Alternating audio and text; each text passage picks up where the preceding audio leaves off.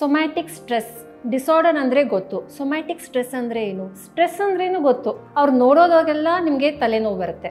ಕಾರಣ ಏನು? ನಮಸ್ಕಾರ. ವಿಜಯ ಕರ್ನಾಟಕ ವೀಕ್ಷಕರಿಗೆ ನಮಸ್ಕಾರ.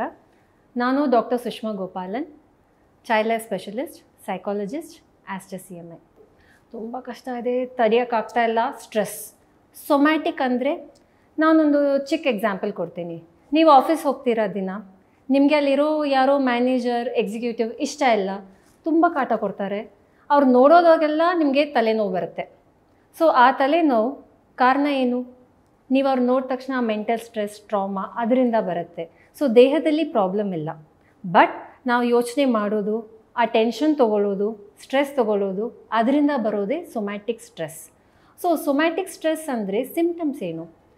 ಕೆಲವು ಸರಿ ನಮಗೆ ದೇಹದಲ್ಲಿ ಪೇಯ್ನ್ ಇರುತ್ತೆ, ತುಂಬ ನೋವು ಬರುತ್ತೆ. ಅದು ಕಾಲಲ್ಲಿರ್ಬೋದು, ಕೈಯಲ್ಲಿರ್ಬೋದು, ಹೊಟ್ಟೆ ನೋವು, ತಲೆನೋವು, ಕೆಲವು ಸರಿ ಉಸಿರಾಟೋದು ಸ್ವಲ್ಪ ಕಷ್ಟ ಆಗುತ್ತೆ. ಸೊ ಇದಕ್ಕೆ ಕಾರಣ ನೀವು ಎಷ್ಟೇ ಡಾಕ್ಟರ್ಸ್ ನೋಡಿದ್ರೇನು ಎಲ್ಲರೂ ಎಲ್ಲ ನಾರ್ಮಲ್ ಆಗಿದೆ ಅಂತ ಹೇಳ್ತಾರೆ, ಬಟ್ ಪ್ರಾಬ್ಲಮ್ ಇನ್ನೂ ಇರುತ್ತೆ. ಸೊ ಇದಕ್ಕೆ ಕಾರಣ ನಮ್ಮ ಮೆಂಟಲ್ ಸ್ಟ್ರೆಸ್ಸೇ. ಯಾವುದು ನಮಗೆ ನೋಡೋಕ್ಕಾಗಲ್ವೋ ಅದು ನಾವು ಅಷ್ಟು ಬೆಲೆ ಕೊಟ್ಟು ನಾವು ಯೋಚನೆ ಮಾಡಲ್ಲ.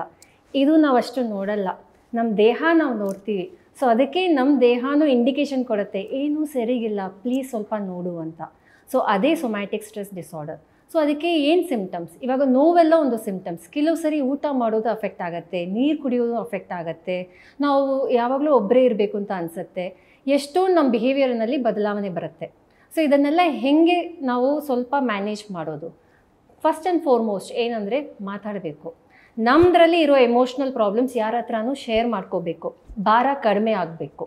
ಸೆಕೆಂಡ್, ಸ್ವಲ್ಪ ಎಕ್ಸಸೈಸ್. ನಾವು ಎಷ್ಟು ನಮ್ಮ ಬಾಡಿನ ಫಿಸಿಕಲ್ ಫಿಟ್ ಆಗಿರ್ತೀವೋ ಅಷ್ಟು ನಮಗೆ ಮೆಂಟಲಿನೂ ಸ್ವಲ್ಪ ನಮಗೆ ಆರಾಮ ಸಿಗುತ್ತೆ.